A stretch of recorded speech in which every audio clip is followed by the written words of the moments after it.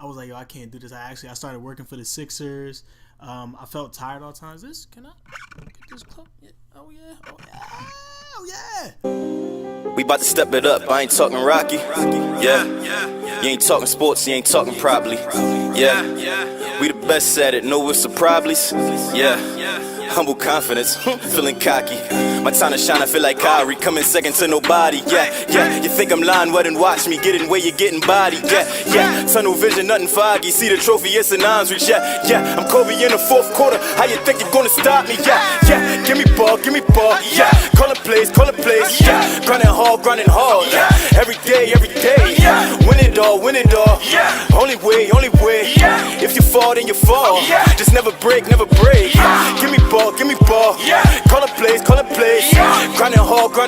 Yeah. Every day. Yeah. Get on guard. Yeah. Be afraid. Want a bitch, that's for y'all. We the players in the game. Cliff notes. Welcome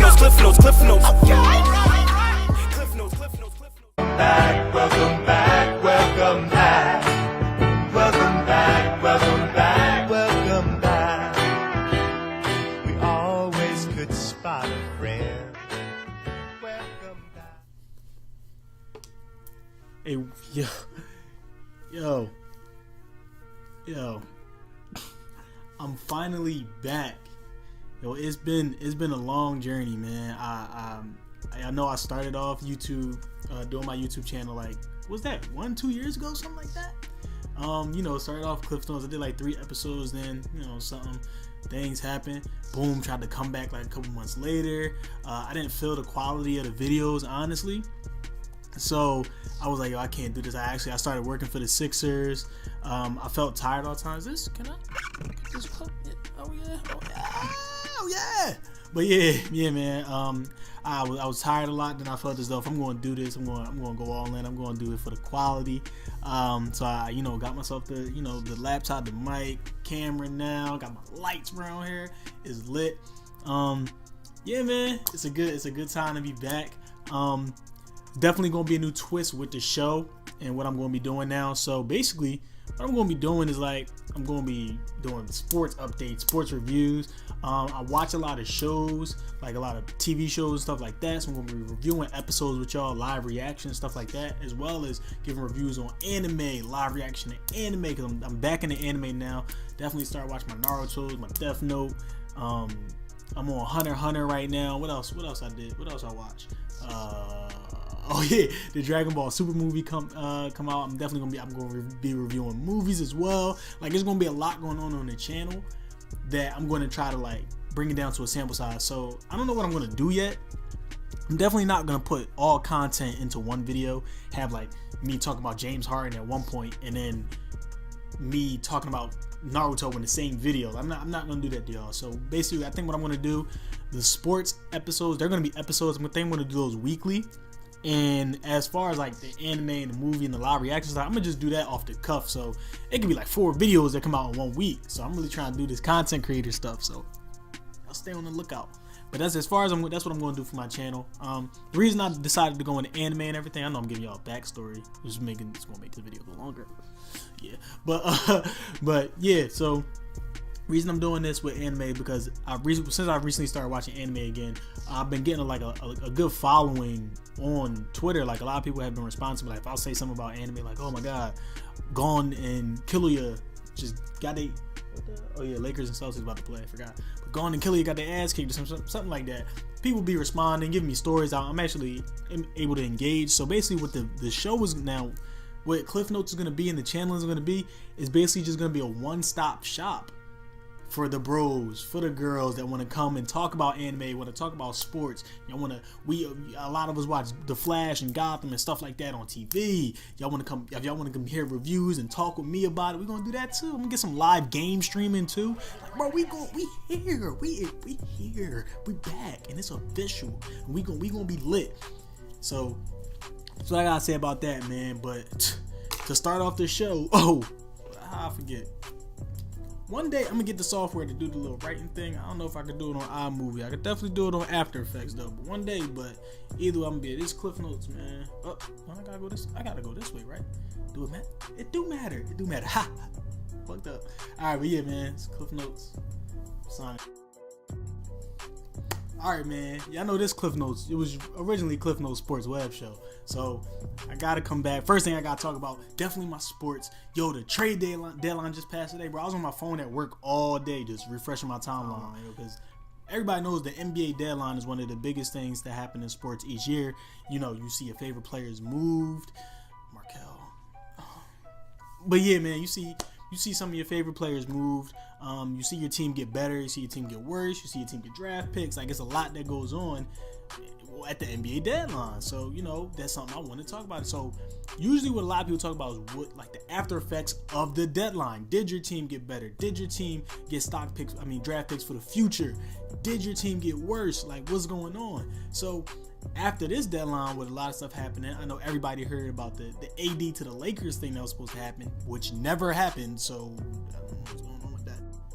So, what I'm going to do today is talk about, everybody I'm pretty sure knows, the Eastern Conference in the NBA has gotten tenfold stronger than what it was if you want to compare it to previous seasons. Now, the bottom half might be the still same, you know, run of the mill type of I don't, but yeah, they might be the same run of the mill teams, but that top half of the Eastern Conference, it's gotten a lot stronger. And Bron left, so he don't have to deal with it. But you know, I mean, that's a whole nother topic. But today, what I want to talk about is, who are the top 4 teams in the East, and which team will be the best team in the East, and which team will represent the East in the Eastern Conference Finals. So this will definitely be without, you know, a game being played. Well, by the time I get the video out, a game will probably be played from an Eastern Conference team with their new additions, new trades, and everything like that. So this will go, you know, of course this won't be by playoff time. So this is our projections of who will make the finals, who's the best team in the East. I'm going to try to not make it biased by me being a Sixers fan. And you already know we got better. So basically what I'm going to do is I'm going to break down the trades and everything that happened and the powerhouses that the Eastern Conference teams have become. So like, yo, let's get into it. So basically how I'm going to do it is I'm going to rank each team that I think are the top 4 teams in the East.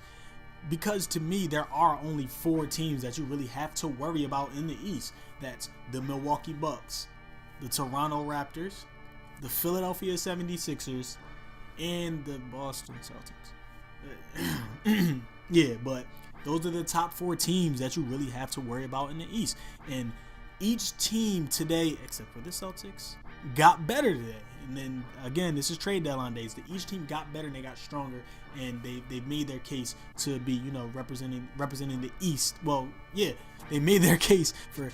I'm lost. I don't know what I'm talking about. But yeah, they made their case to be representing the East come finals time. So I'm going to just basically rank these teams and what I think. So how I'm going to start it off.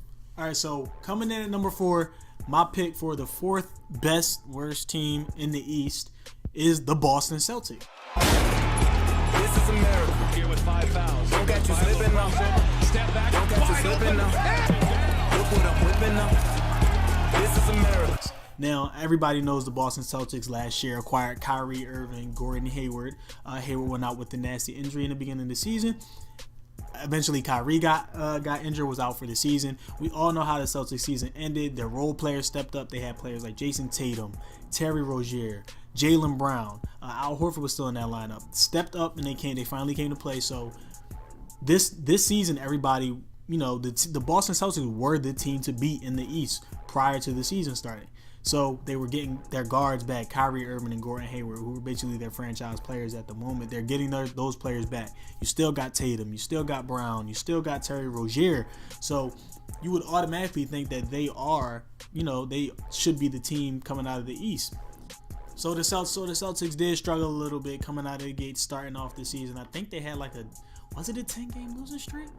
They had a lengthy losing streak. For some reason the Sixers can't beat them, but whatever. They had a lengthy losing streak. I'm looking at them now. So they currently sit at 35-19 in the Eastern Conference, which is 3rd. So they have a home record of 22-6, an away record of 13-13. Their last 10, which is impressive, they're 9-1 and they're on a current 5-game win streak. So you might say with everything that I'm throwing out there, how are the Celtics the 4th best team in the East? This is definitely taking out the Pacers since they lost Victor Oladipo. So my opinion on the Celtics being the 4th best team in the East, this completely could have been changed if the trade deadline didn't go the way that it went.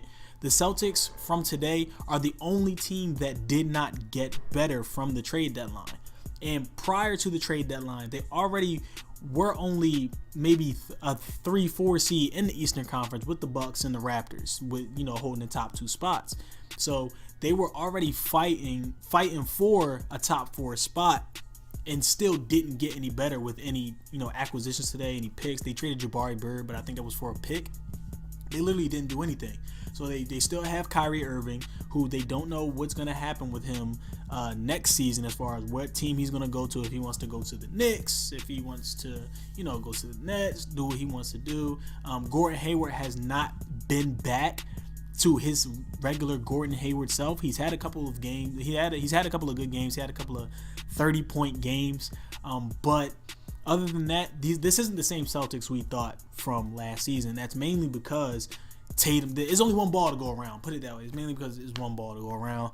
Tatum has not been as good as he's advertised, and that's probably because he's his second year in the league.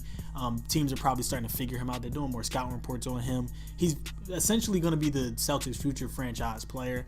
So he hasn't had the season that you would expect him to have. Jaylen Brown is coming off the bench. Terry Rozier is coming off the bench. They're not having that depth that they scared so many teams with in the playoffs isn't coming to fruition because those young players were getting the ball a lot. They got a lot more minutes. The shots were for them. When you bring back Kyrie Irving and Gordon Hayward, you lose those shot attempts from the players that were what's the word for it? Striving? Can I say striving? Yeah, I think I'm going to say the players that were striving for you last season in the playoffs. I don't know if that's the right word, but whatever. So with that being said, they've made no new additions on top of the Eastern Conference top 3 getting stronger. So the reason I'm saying they aren't a top, they're the 4th best team in the East because they didn't make any acquisitions to get them better, and they already weren't a cream of the crop Eastern Conference team. Now, with the other teams getting better, the Boston Celtics definitely slide down to that number 4 spot. So, and that's my reasoning on why I believe that they're the number 4 team in the Eastern Conference. All right, so coming in at number 3. Oh my God, my hand. All right, so coming in at number 3, we have the Toronto Raptors. This is America. Don't catch you slipping now. Don't catch you slipping now. Look what I'm whipping now. This is America. So in the offseason, the Raptors acquired Kawhi Leonard on a rental deal. They traded DeMar DeRozan for him, and he's definitely been a surprise to this Raptors team this season. The Raptors are currently 2nd in the East. They're 39-16. They are 22-5 at home. They're 17-11 away, and they're currently on a 6-4. They're currently on a 2-game winning streak. I'm reading the stats off NBA.com, but whatever. So Kawhi is having an MVP season coming off his injury from last season. He's averaging 27 points a game, 2 steals, 7.8 rebounds, I think, something around that number. But he's definitely having an MVP season, and the impact that he's made on that Toronto Raptors team is something that I did not expect. Because the Raptors were always a good, well-oiled machine. They were basically the Spurs of the East. Everybody wanted to call them, but once they added Kawhi, you would think it would take some time for them to mesh and all get together, but they got out the gate, and a lot of people were looking at them as the overall best team in the East. So, like I said, he's having an MVP season. Today, the Raptors traded Valanciunas and DeLon Wright, and I think 4 second-round picks. Was it 4, or was that the Bucks? No. So they traded, I think, a second-round pick. I gotta double check that, but they traded it'll be somewhere on the screen, but whatever. So they traded some picks away for Marc Gasol. So you may think okay, so they added Marc Gasol, so shouldn't they be top 2 over the Sixers and the Bucks? So the reason that I'm saying that they're the number 3 team in the Eastern Conference at the moment, because the acquisition of Marc Gasol doesn't exactly make them better. So Marc Gasol, yes, he is the best. He is the better player out of Jonas Valanciunas and DeLon Wright, but that takes away from what the Raptors were good at and what they were feared for is their depth. They had one of the best benches in the NBA. Marc Gasol is kind of getting washed up now. He only averaged 15 points a game and 8 rebounds on a bad Memphis team. He couldn't even pad stats on that Memphis team. So with them acquiring Marc Gasol, like I said, he's kind of, he's getting up there in age. Father Time's kind of catching up to him, which means I don't think he'll be able to keep up with the younger teams in the Eastern Conference. On top of that, like I said, when the Raptors took away a little bit of their depth with DeLon Wright as a wing player, Jonas Valanciunas as a big man, Valanciunas gave Embiid tons of trouble every single time that they played. And I'm actually happy for him to get out the East now and actually go over to the West, and we don't have to see him as much. But Valanciunas gave Embiid a lot of trouble every single time they played, as opposed to Marc Gasol, where Embiid has good/great games against Marc Gasol every time they play. So they took away somebody one of the rare players in the NBA that gives Joel Embiid. Yeah, we just had some camera difficulties, bro. I think my camera just shut off. But anyway, what I was saying. Oh, so that team doesn't really move the needle for me. That trade that happened today. They're still a formidable team. They're still one of the top teams in the East. But we'll definitely see where that goes. The East is going to be a freaking bloodbath this year in the playoffs, and I really can't wait for them to play. I'm a basketball fan first before teams and all that, and that's gonna be a real fun playoffs to watch. I can't wait for it. So coming in at number 2, we have your boy Philadelphia 76ers, man. This is America. Don't catch you slipping now. Don't catch you slipping now. Yeah, but go over against Redick, and that right there, that's the. Now a lot of people probably gonna be like, "Yo, you're being a homer. Why are the Sixers top 2? Why are they top 2 teams in the Eastern Conference?" Bro, get out of here. So look, let me explain it to y'all. So earlier this season, everybody knows by now, the Sixers acquired Jimmy Butler in a trade for Dario Saric and Robert Covington. Okay, so we got Jimmy Butler, already one of the top 25 players in the NBA, with 2 top 25 players in the NBA already in Ben Simmons and Joel Embiid. So close to the trade deadline, I think it was yesterday or the day before that, Woj broke this tweet at like 2 a.m. Wally broke this tweet talking about the Sixers have acquired Tobias Harris from the Lakers. And we acquired Boban Marjanovic and Mike Scott. So now, first of all, before I get into all that, Woj, you tweet something else at 2 in the morning, and it's a Woj bomb, I'ma fly to wherever you at, and it's violence, bro. I promise you. Because I woke up at 6 a.m. and just to like turn my phone alarm off. I read the tweet, that notification that popped on my phone. I couldn't go back to sleep. So don't do that no more, yo. It's violence. It's on site, bro. I promise you. But anyway, so like I said, we acquired Tobias Harris, who's one of the top small forwards in the league. Now he's not great. He's a very good player.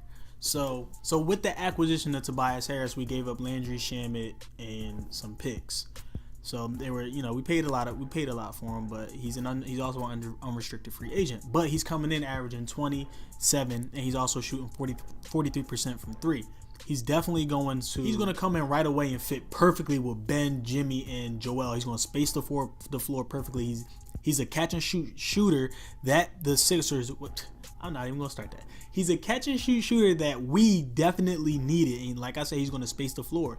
So now, when you look at the Sixers' overall lineup, and you look at their starting lineup, compare them to other starting lineups in the NBA, they have one of the most, if not the most formidable lineup they definitely have the best starting lineup in the East. They have one of the best starting lineups in the NBA, I think opposed to Golden State, honestly. When you look at the Sixers starting lineup, you have Ben Simmons, who's averaging 18, 8, and 7, I believe. Then you go to Jimmy Butler, he's averaging 19 points. Then you can go to Tobias Harris, he's averaging 20. You can go to Joel Embiid, who's having a great MVP season. He's averaging 28 and 13. Then you look at JJ Redick, and JJ Redick, he can shoot the lights out. I think he's averaging about 13 or 15 points a game. He was actually a borderline all-star in my opinion. So when you stack that lineup up, that starting lineup, when you stack that starting lineup up with other teams in the NBA, you cannot name me a better starting lineup that doesn't start with Steph Curry, Klay Thompson, KD, Draymond, and Boogie. So I think we honestly have the best starting lineup in the NBA. The only problem with the Sixers is, of course, everybody knows it's our bench, and we traded away one of our key bench players in Landry Shamet. Like I said, we did give up a lot. Landry was a rookie, very, very good player. He was better than what I expected him to be coming out in his rookie season. But like I said, the bench is a problem. We did recently get a little bit better on the bench. We added, like I said, Boban, who's a backup center who we definitely needed to back up Embiid. He's tall, he's a man, he's 7'3". We got Mike Scott, who can shoot the three ball a little bit. We just, before I say this, bro, can I have a moment of silence for my bro? Bro, they traded Markel today. It's been a long day without you, my friend, and I'll tell you all about it when I see you again.